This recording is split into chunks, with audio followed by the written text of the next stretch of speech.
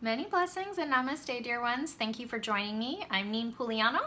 I am the creatrix and owner of Urban Oracle, and I am happy to have you here today. So I know we have another video posted on our YouTube channel about an Ostara celebration that also involves a karma cleansing ritual, but because it was a 2-hour event, I thought I would allow all of you to skip ahead and just focus on the karma cleanse if that's the only aspect of that video that you were really interested in. So this video is just the karma cleansing ritual all by itself, okay? So this time of year, around the spring equinox in March, that March 19th through the 22nd, and carrying on a few more weeks after that, this is a really good time to do karma cleanses because the human body goes through a very cyclical pattern just as the seasons change, just as the seasons do. They have their own cycle of pattern. Humans have our own cycles that we go through as well. And at this time of year, the cycle that humans experience is something called the Deep Thaw, okay? Or can be called the Deep Thaw. So all of the stories that you have that you tell yourself, that you have about yourself, that you are not paying any attention to or you're refusing to look at because they make you uncomfortable, or issues in your life that you're avoiding right now because you just don't like confrontation, all the things that you've been avoiding that relate to you, that you've stuffed away or hidden or ignored, those things, just like the snow that recedes and begins to melt during this time of year, those stories begin to surface, or they're beginning to be revealed because that melt is occurring, okay? They no longer have anything to hide behind.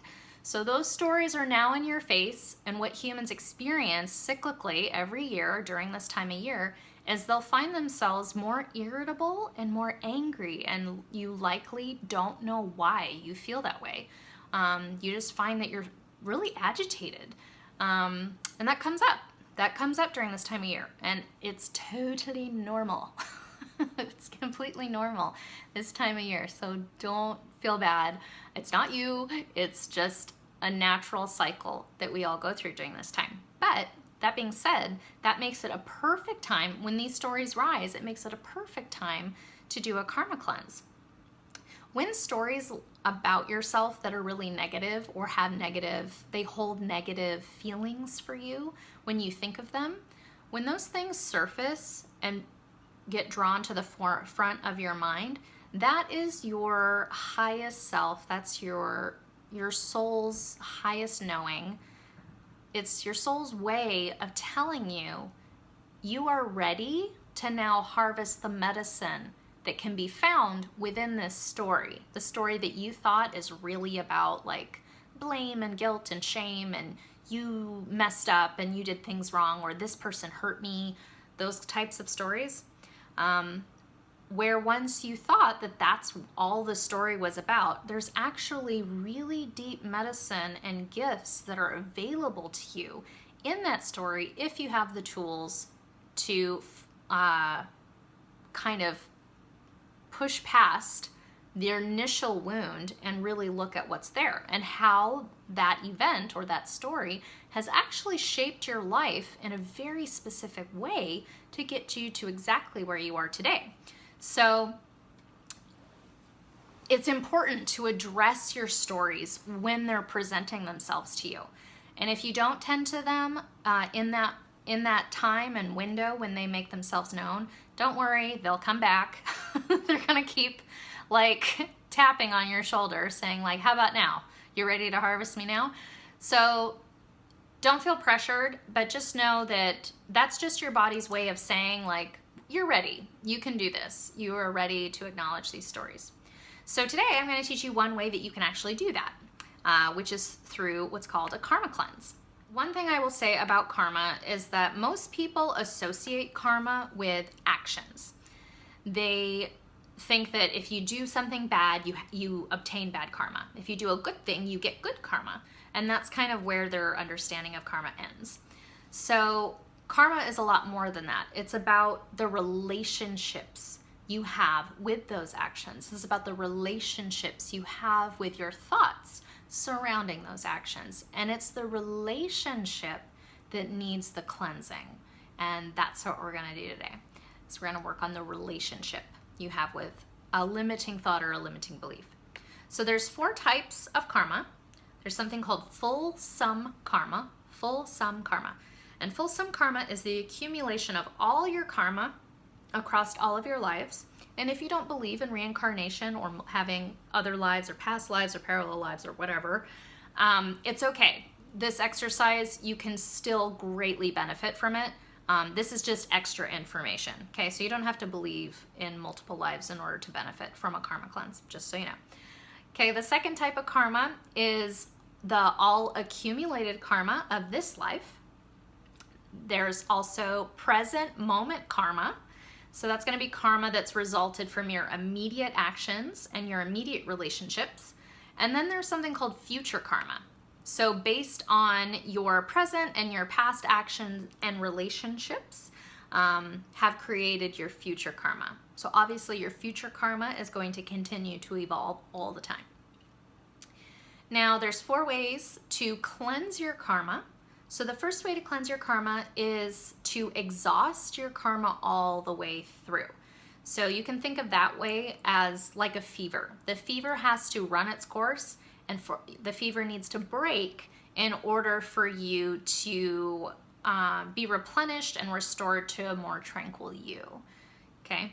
Now that's not a very proactive choice when you're looking at cleansing your karma, because that doesn't involve any action or response to do anything to help transform yourself. That's just sitting back and waiting for something to happen. So you can take that approach. It's your life, absolutely. Just be aware that it can take longer than a lifetime for you to exhaust your karma. Okay, so I don't recommend taking that approach. I recommend doing something a little more proactive, like these other types of karma cleansing. So the second type of karma cleansing is focusing on gratitude. So that's practicing rituals, giving offerings of gratitude for all that you have in your life. And when I say give offerings, I mean acknowledge all that you're grateful for and acknowledge all the things you do have in your life. Make a list, make a little gratitude vision board or something like that. Write it down, say it out loud, call someone that you're grateful to have them in their lives and tell them that you're grateful. All of those types of gestures are a wonderful way to cleanse your karma, and they're fairly easy. To express gratitude doesn't take a lot of effort, it feels pretty good, and it has really powerful benefits. So that's one great way to cleanse your karma. Another way to cleanse your karma is to heal your wounds and stories of your past. Now, this particular type of karma, I'm going to spend a little bit of time talking about before I move on to the next one, but this type of karma cleansing, is also known as shadow work. It's also referred to as grief tending, and this is the one type of karma cleansing where you cannot rush this process. This is a process that requires a lot of tender care, a lot of compassion for yourself and others, and it takes time. You have to give that process, that type of karma cleansing, time. So this is the type of grief tending that should be done with guidance. You should be guided through this process, and it's best done when it's within a community or village mindset. Okay, grief tending is not meant to be something we do alone. And as Americans, that's definitely not something that's a part of our culture. But other cultures, they totally understand the benefit. They get it. They understand the benefit of grief tending to one's grief as being a personal and community obligation, because they realize how untended grief can turn into a sickness within a person. And it can affect how they interact with others. It affects their relationships. It affects their ability to work. It affects the whole community, untended grief. And other cultures that exist today, they understand this and they exercise and embrace grief tending as a community obligation. And everyone shows up for each other. They all listen. They all allow each other to share and to be heard and to receive and to give. And it's just super beautiful. So if you're going to do shadow work and deep grief tending work, which I highly recommend, you want to do it in a community kind of forum that's guided, that guides you through it. And this could be virtually or in person, it doesn't matter, but doing it with that village support is so tremendously transformational and amazing. It's really, really, it's really incredible. The benefit of doing that type of work is that not only are you able to transform your traumas and your triggers into useful medicine and gifts moving forward, but it also allows you to receive anything that life has to throw at you in the future as a gift. It's to be able to receive anything that life has to throw at you as a gift. And to be able to do that, that is a really powerful tool or series of tools to have at your disposal, to be able to see anything that comes at you in that way. That's a really powerful ability to have. So I highly, highly, highly recommend investing in yourself when you're ready, because it's hard. It's difficult work. You know, it's tending to all of those deep wounds and deep triggers that you have within yourself, but it's such a valuable thing to go through. And I cannot tell you enough from my own experience tending to my own shadows and grief tending all my past traumas and triggers. I have never felt so light and free and relaxed and trusting and open to receive and to be challenged. I welcome it. It's like I'm in a completely different space. It's really cracked me open in a really powerful and beautiful way where I feel pretty indestructible. I really do. It's pretty powerful stuff. Okay, so the fourth way of karma cleansing is adopting new actions and new patterns. So adopting new relationships to new actions with your karma. And this is the approach that we're taking here today. This is what I'm going to share with you.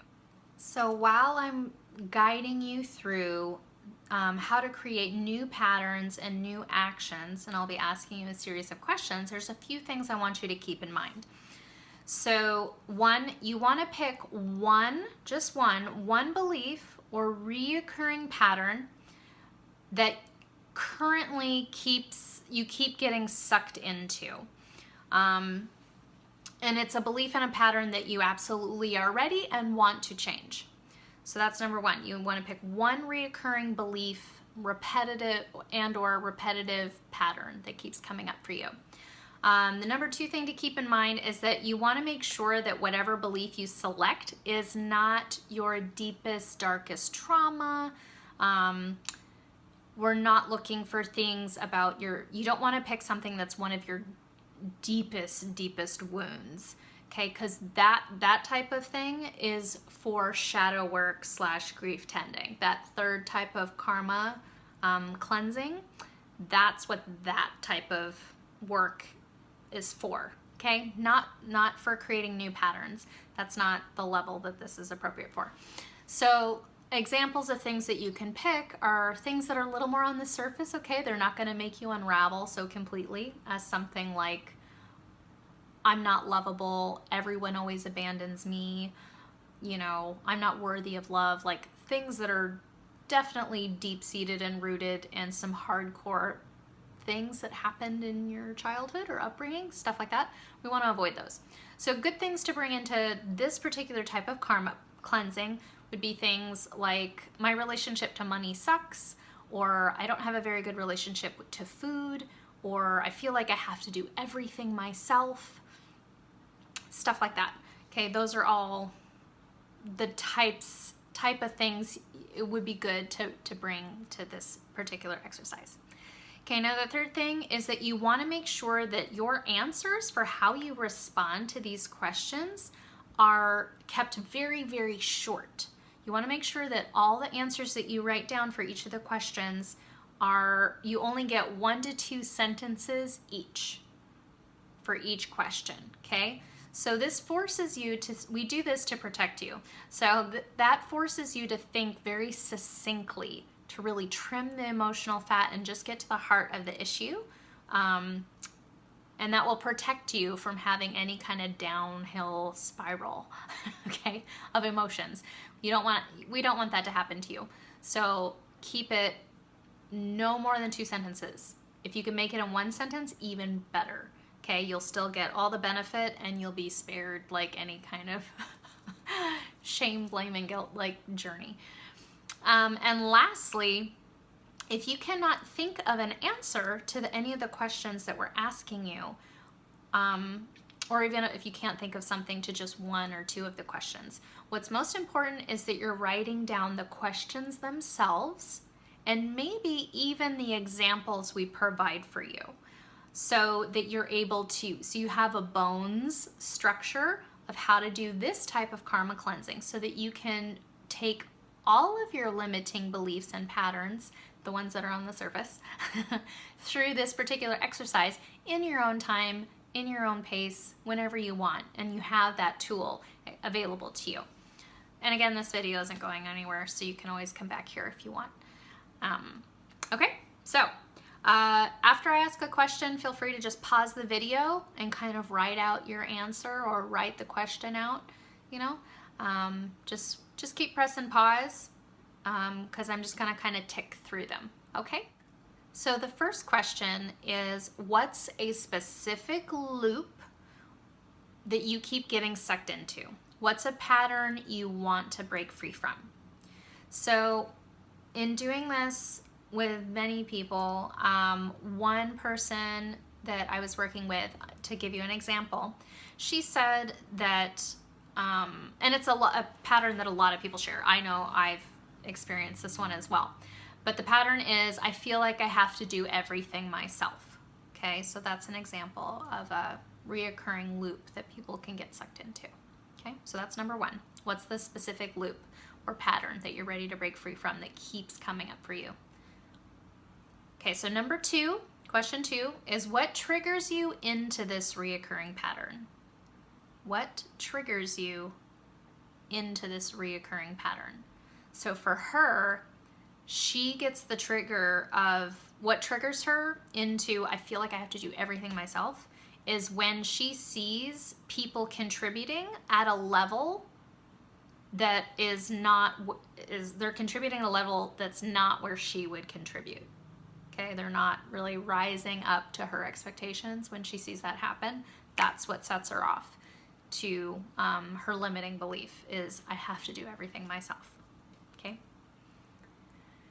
Question 3 is, what is your initial thought when you get triggered?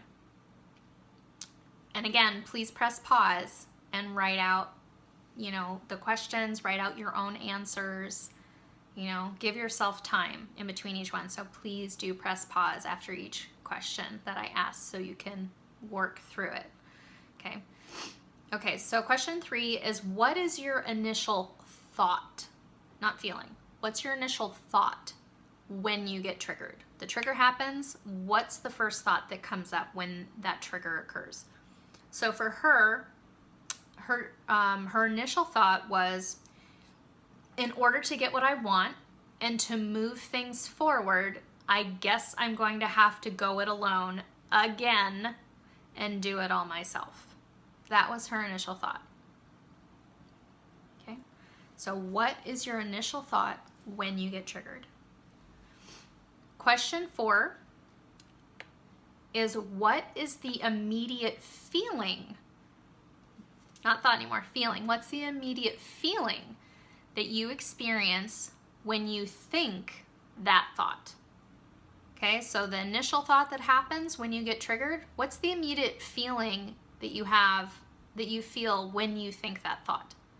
Okay, so for her to think, you know, in order to get what I want, to move things forward, I guess I'm gonna have to go it alone again and do it all myself. When she thinks that thought, the immediate feeling she experiences is anger and judgment. Those are the feelings that come up for her right away. So question 5 is, what do you do or think to do next when this thought and feeling arises? What do you do or what do you think to do next when this initial thought and feeling arises? So for her, she says, my anger builds up inside until I explode on a private verbal rant about what bullcrap this is to be in this situation again. That's what she does. She kind of goes, she blows off steam. Number 6 is, what do you do after that? Then what happens? What do you do after that? Okay. For her, she says, I briefly shut down and cry a little, feeling hopeless and alone. Not fun. That's not fun. Okay, that's number 6. What do you do after that? Whatever you said for question number 5, what do you do? What happens next? What happens after that? That's question 6. Okay. Question 7 is, what is the new karmic pattern? Okay, how do you want to show up when that triggering situation arises? How do you want to feel when you get triggered? Okay, in other words, what is the actual karmic pattern that you want to have? So that limiting belief that you brought in at the very beginning, that's your current karmic pattern. Okay, that's your old karmic pattern, your current old karmic pattern. What is the actual new karmic pattern that you would want to have when that trigger arises? Okay. So for her, when she sees people performing at a level that's not as contributing as she would arrive, she says, I want to feel that my voice matters and my needs and my need to be and feel supported matters, and that I am worthy of being supported. That's what she wants to feel when she sees that dynamic of her coworkers not really stepping up or rising up to an occasion. Okay. So what is the actual karmic pattern that you want to have? That's question 7. Question number 8 is, how would you like to respond instead of what you do when you initially get triggered? Okay, so how would you like to respond instead of what you initially do, what you originally did when you get triggered? Okay, so she said, I would like to remember in that moment when I get triggered that I'm being presented with an opportunity that I can continue practice showing up for myself by expressing my ideas, my thoughts, and my desires, and that it's an opportunity to give the group or a person, coworker, a chance to show up, participate, and join her in her desires made real. Okay? That's question number 8. So how would you like to respond instead of what you originally do when you get triggered? Question number 9 is, what would be the next step to support that feeling or thought you'd like to have? What would be the next step to support that thought or feeling that you would like to have? So she would like to view it as an opportunity. Okay, that's the thought and feeling. The next step to support that thought and feeling is that she'd call in the group or call in the coworker or person for support and actually ask them for what she needs. That's that's the next step for her to support this new thought and feeling idea of what she would like to have happen, what she would like to do, what she would like to have happen. She's going to call in the group or call that person in to ask for support and actually ask of them what she really needs and what she desires. Okay, question 10 is, what step would you do next after that? What's the next step after that step? Okay, she said, I would create space for a dialogue to commence where we're both collaborating our ideas and leaving room for a shared new idea to arrive. It might even be better than her original plan. Okay, so she's inviting in collaboration and leaving room to be surprised. Okay, number 11 is, how would it feel to do that last step that you just came up with? How would it feel to do that last step you just came up with? For her, she said it would ensure that she's empowered and is contributing as much as she can to achieve something she desires, while also giving others a chance to show up for her in the way she would like them to. So this one, number 12, is usually the big reveal. Okay. So number 12, question 12, is what is your primary belief that supported your old karmic pattern? What was the primary belief that was behind that old karmic pattern that was supporting it, was supporting its existence? Okay, what was the belief you had that supported that old karmic pattern to keep it alive? Okay, for her, again, her old karmic pattern was, I feel like I have to do everything myself. Okay, the belief that she had that supported that was she felt like people wouldn't want to, okay, I'm going to use I here, so it's just confusing. I feel like people wouldn't want to do things my way. So I have to do things alone and by myself. So the belief was, I feel like people wouldn't want to do things my way.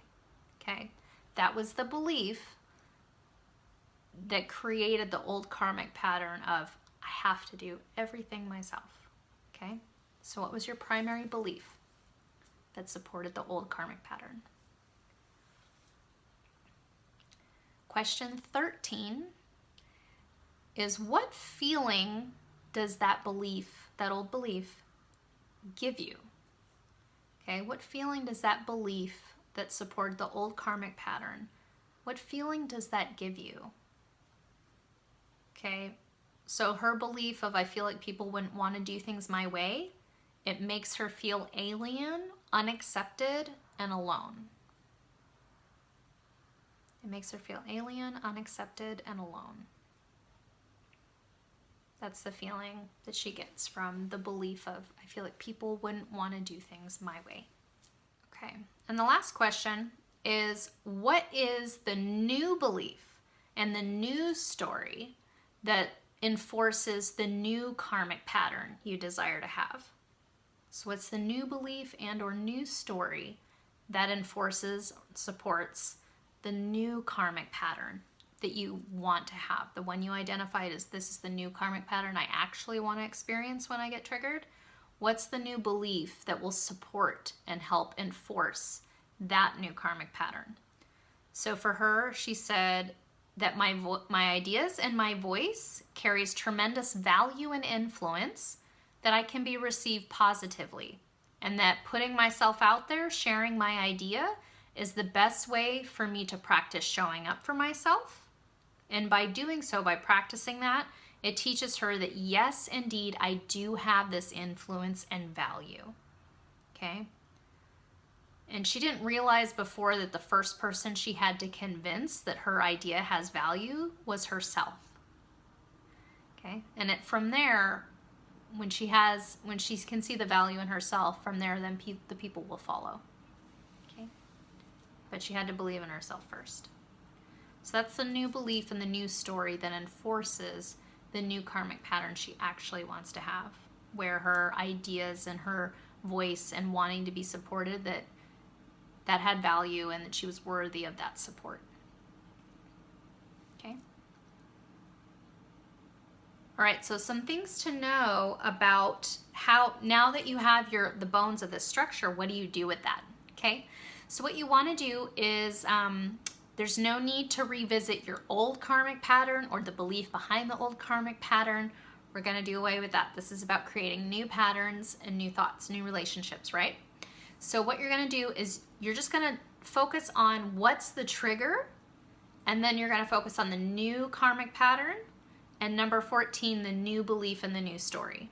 Okay, so those three things: trigger, what your new karmic pattern is, and the belief and or story that supports the new karmic pattern to exist.